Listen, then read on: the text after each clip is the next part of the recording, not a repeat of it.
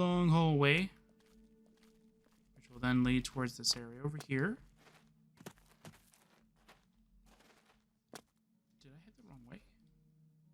No, you just have to jump down. Just have to drop down anyway. Okay.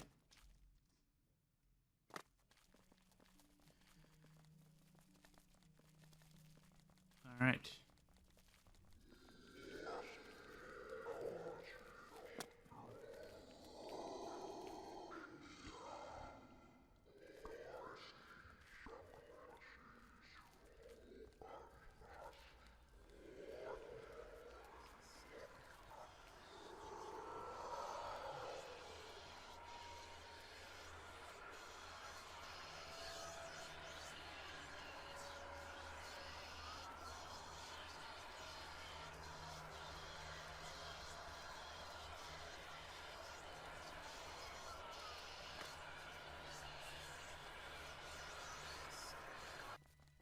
All right. So now, once we get to once you get far enough in the hallway, it'll teleport you to here. I thought there might be some kind of other sound effect there. That's why I stopped a little bit, but nah. All right. So now we need to click towards here. Just want to double check, make sure there's nothing else in here.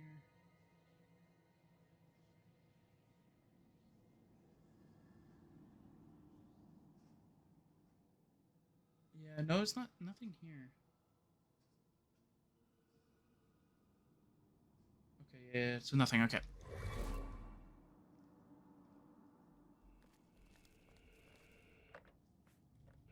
Okay. Hello. Okay, so these ones will slowly start damaging you over time. So I want to be able to head around here. So you want to kind of avoid them as much as you can. Oh, wrong way.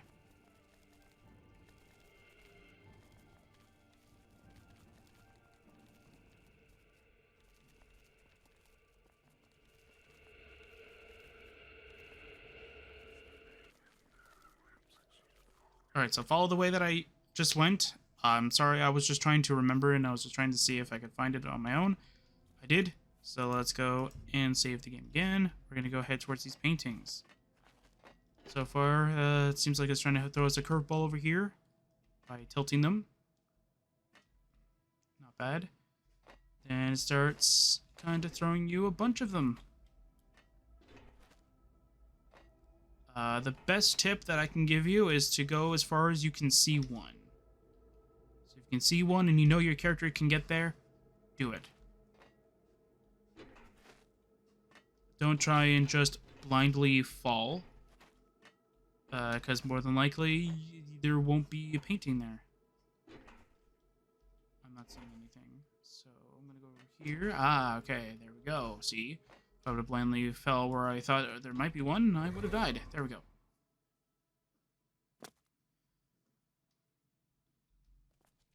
And apparently we went through a door. After stumbling through the lower vaults, I find myself in a moment of mental clarity as I regain full consciousness from the visions. I appear to be in another chamber of sorts, but this one feels different. It is inviting here. I can feel warmth. Okay, so this is the area that I was thinking of. So this is the area that where all of them are telling me where I need to go get that final, the final clues. Pretty much. Sorry. All right.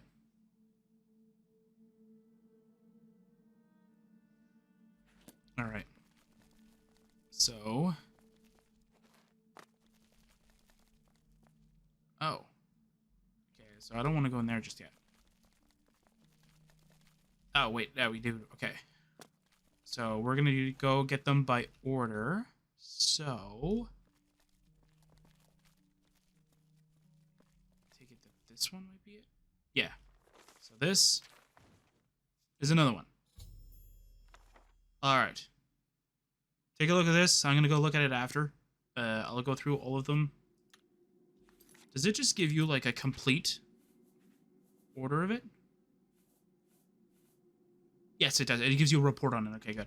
So I'll read the quest pop up before the report, pretty much.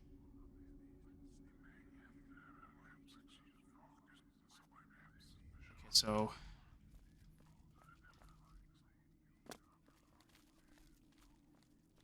okay, so this one right here is the analysis of the pale entity. Okay.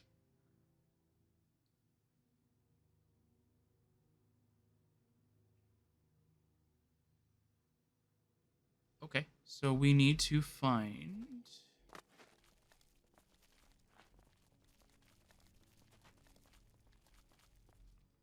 No, nothing up here? Okay, so it's probably one that's up here then.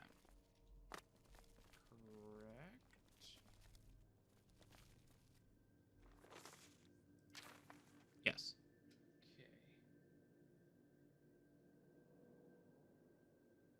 Okay. So we won't be able to get any more right now. We'll be able to get them later. So now we need to go over here. We need to find something. Ooh. Oh. Hi there. And who might you be? Well, hello. My subject has arrived. I hope you like your peaceful new mansion and game reserve in the mountains. I guess gathering the possessions of dead people is something we both have in common, hmm? Oh, your little brain must be just buzzing.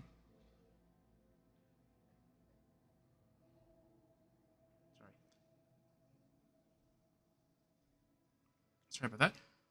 Oh, your little brain must be buzzing with questions, but you will just have to hold your thoughts a little longer. After all, my motives are far more pressing than yours. Come along now. Okay. The bed, it looks actually really nice. Although these little sigils here, kind of scare me a little. Oh. You? The Tremor, that demon who hunted me in the glade, is here with the witch. He's been passive even with my presence. Maybe he's a servant to the witch or of some kind. Or maybe she conjured him and he's bound to her service? Whatever the case, his grim fascination with corpses seems to remain strong as he skulks around to check various cadavers periodically. Ooh. Ouch. Alright, the other note right here. Alright. Did you want the note too? Begone, Craven.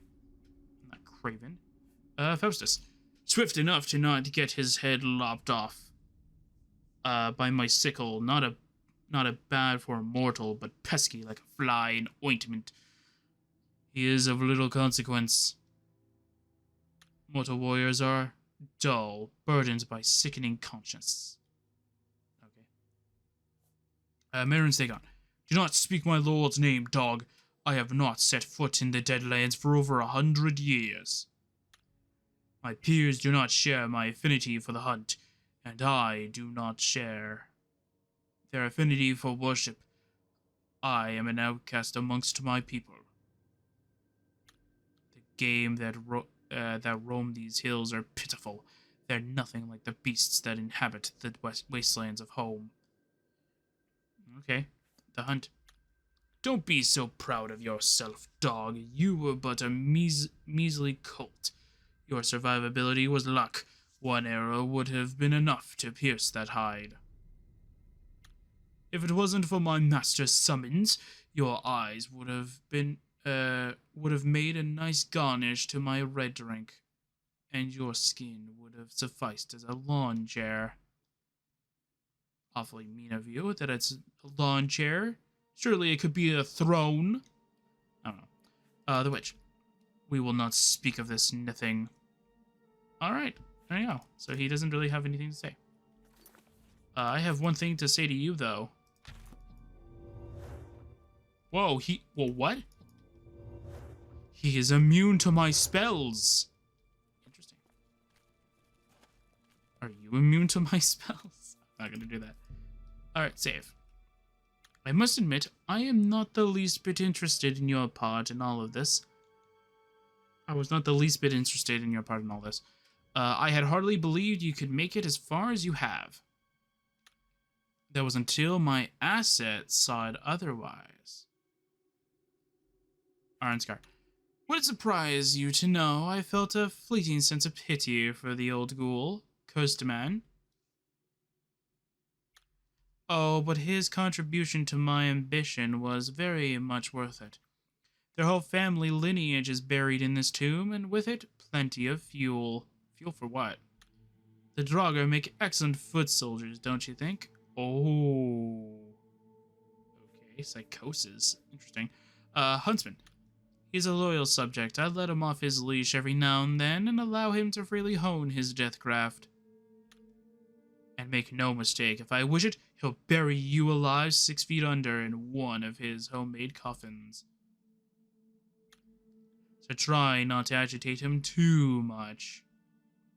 Okay, psychosis. Yes, I've seen it many times over. It is an influence the orb has over people. What orb? And I'm certain the end goal is insanity, and by extension, death. Suicide, homicide, cannibalism, etc., etc. Luckily for you, you seem to have quite the steel trap up there in the old noggin. Thank you. Turns people into crazies and killers, and you get a fresh crop of souls to harvest. Oh. Once you snare the souls, well, that's when the creature I trapped inside starts to do its work. Oh, that creature is quite the web spinner, and a very crafty one at that, insatiable hunger and unyielding vanity. The creature wears many masks. The creature exposes its victims to a series of nightmares and promises them comfort. It's all a glorified tenderizing process. Helps the soul be devoured all the easier. Okay, which? It's Irevessa. And don't even entertain the thought of killing me. I am protected by many powerful wards, and my servant here will be less than willing to stand by. Oh, we'll just see about that. We'll just see about that. Your wards are truly strong. Yep, okay. The asset. Ah, yes, the Orb of Exanimation. The only thing you need to know is that it has marked you and has grown quite fond. I have been tracking your progress closely through glimpses of my crystal ball. Great. You see, when you fell off the rail platform at the mining settlement, when that ghoul tackled you, you died. But I'm not dead. You can clearly see me now, so obviously I'm not dead. You plummeted into the depths and you were dead. The orb extended its power to you. To bring you back. Not as a zombie, no, but fully living. In doing so, it had to go dormant for a while, but of course, it mustered enough energy, and with a little jumpstart from yours truly, it reignited. The orb chose you. It saved you from the cold grasp of death. It saved your soul from the grip of that disheveled and vain creature inside. That is why you are standing here alive and very much intact. I need you to commune with it. It will accept you with open arms, I am sure. But beware, the creature inside will not be so kind. It will try to devour you. Oh, no! Oh, this is quite the exciting experiment, isn't it? Let's see what happens when you interact with it. Okay. You're still protected by powerful wards. You two are protected by powerful wards. Very interesting. Okay, so it wants me to interact with it? But where is this orb? Where do I need to go? What? It wants me to go in there. Alright. Alright.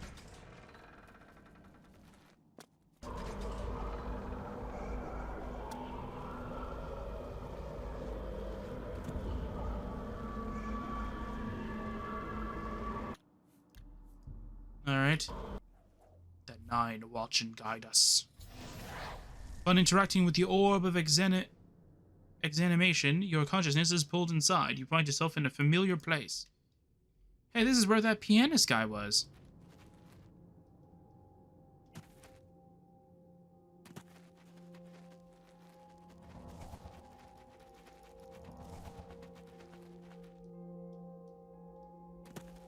Hello, everyone.